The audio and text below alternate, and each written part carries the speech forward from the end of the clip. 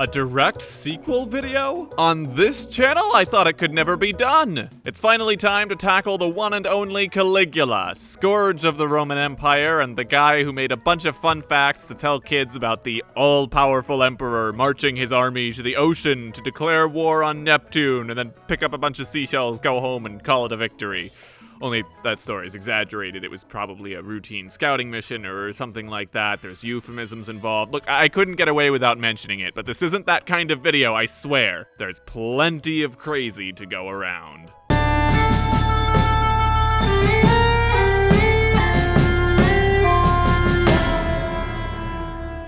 This video is brought to you by Morning Brew. History is happening every day all around us, and Morning Brew is your way to get up to speed on what's going on around the world in a way that's witty, relevant, and informative in just 5 minutes. The same day I'm recording, I learned about the legacy of a man who fed 70 million people a year, the international incident carried out by Europe's last dictator just yesterday, and why Bitcoin lost 50% of its value in just over a month. If you're interested in the history that's being made today in business, finance, or tech, ditch doom scrolling and sign up to Morning Brew today by clicking the link in the description below. Gaius Julius Caesar is the proper birth name of the maligned emperor. When he was a toddler, he accompanied his father Germanicus on a campaign, and all the soldiers thought he was so cute in his little baby-sized marching boots they called him Caligula, which is why 2,000 years later we remember one of the most infamous tyrants in history by a name that translates to Bootsie. If you've watched my last video, you'll remember that the stability of the empire was greatly augmented by the Roman tradition of adopting adult family members, and that there was a whole host of promising candidates in line to one day become princeps.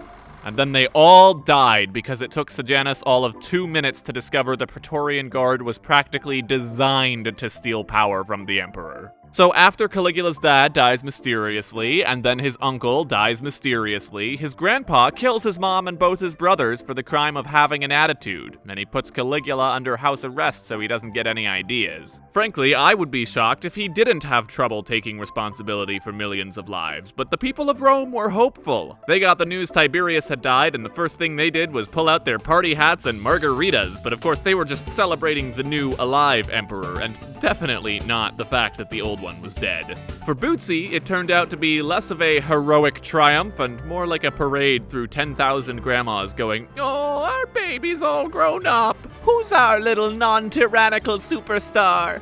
For a few months, he tried to live up to that reputation. He got rid of Tiberius's treason papers, brought back some people from exile, put on some public spectacles, really trying to be the bigger man. And then he got sick. Real sick. Like, okay, what are the odds he's been poisoned and I need to cozy up to his successor sick? And when he recovered, it seemed like he really connected with Tiberius for the first time, because very soon he had a conversation with his advisors along the lines of, "Caesar, you're walking again. Good to see you.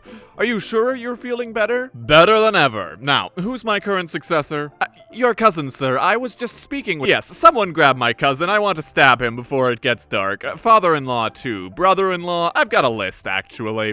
"Oh, on second thought, maybe you shouldn't see this." Yeah, he killed the Praetorian commander for talking with his cousin back when they thought he was a goner. He wasn't totally done with the whole good emperor thing, like he still had a really solid infrastructure plan, but he had this weird mix of reducing the power of the aristocracy and making the government more democratic, while also increasing the power of the emperor and executing civilians without trial. But, you know, aqueducts. You win some, you lose some. Oh, but the empire was thrown into financial crisis because in addition to governmental reforms, public works, and spurious murder, his other plan to avoid being assassinated was to hand politicians great heaping gobs of money and tell them, "Please don't kill me, I've been a very good boy this year." Oh, and on top of that, "I'm not a child anymore, Legate. This city is clearly in need of repair. We must have new amphitheaters, tend to old bridges, and I want a really big boat so that I can put a palace on it, and so that then we can go on the water, but in our palace." Some of his works still survive, by the way. The boats, of all things, were buried for nearly 2 millennia until they were dug up in 1930, and they didn't survive 2 decades before they burned down World War II. But luckily, some guy decided that the central focus of St. Peter's Square, one of the holiest sites in Christendom, should be an obelisk Caligula imported for his racetrack. So, if you're ever in the Vatican, make sure you pay your respects to Bootsie. But financial crisis.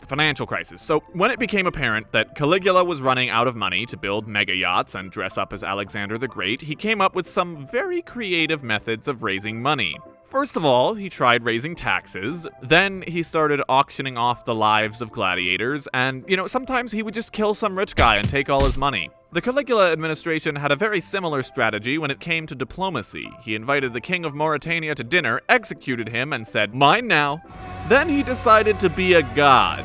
Now, deification in ancient Rome was a thing. It was a pretty new thing because up until Julius Caesar, they'd only done it with Romulus, but hey, Augustus did it, and we don't make fun of him for it. However, there was a distinction between a deus, or divine man, and a deus, or an Olympian. One is a ceremonial, honorific thing you get after you die if you're the kind of person whose influence will be felt around the world for thousands of years, and one is Caligula signing off as Jupiter on public documents and carving off the heads of sacred statues around town to replace them with his own face. The Senate is not happy. The last straw comes when Caligula decides he wants to move to Egypt to be worshipped as the new sun god. Now, they could deal with the whole godhood thing.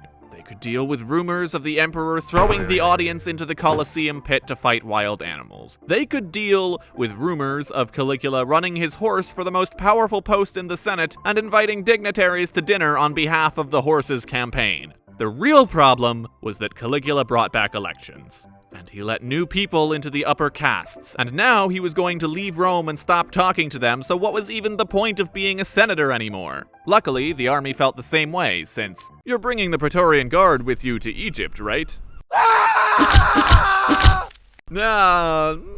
Honestly, I'd feel safer without you guys. The Senate and the army agree it's time for him to die. A man named Cassius Chaerea leads a group of senators to kill Caligula and restore the Republic, so no one could put down the Senate ever again. According to Suetonius, he was also motivated by Caligula calling him mean nicknames like Venus, which, I don't know, I think I'd rather be compared to a literal goddess than go by Bootsie for the rest of my life. Bootsie is addressing a troupe of actors when Chaerea walks up and stabs him. To the conspirators, this was the Empire come full circle, another Cassius killing another Gaius Julius Caesar, but instead of et tu, Brute. I have to imagine Caligula's death was more like, ah! Okay, honestly, I'm not surprised. Ah! Oh, hey Marcus, how are the kids? Ah! Hey, where's Junius? Oh, he couldn't make it, but he wanted to give you this. Ah! After this, his extra special super personal guards that are somehow different from the Praetorian Guard show up, but Caligula is long dead, and it's hard to see who the killers are, so reportedly, they decide the next best option is to go on a rampage, swinging their swords at anything that moves and killing several bystanders. Now, you might have noticed I said the Senate wanted to bring back the Republic, but after they killed Caligula, it turns out the military actually likes the Empire system, and they have all the swords. But they don't have a leader anymore, so Chaerea acts first. Gentlemen, you can't have an empire without an emperor. Half the royal family is dead thanks to Sejanus, so if we capture the other half... Oh! Fellas, I have to say, our daughters really do seem to be getting the short end of the proverbial stick. Caligula's wife and daughter were, in fact, the only other casualties, because somebody in the army found Claudius first, and the Praetorian Guard made him the new emperor, and he was a good ruler, so he fixed everything, and Rome never had to worry about familial murder, or Praetorian king-making, or senatorial conspiracies, or unstable young men with problematic relationships to their primary caregiver living a life of reckless indulgence and desperately clinging to power through a deluge of extrajudicial killings for almost 15 years.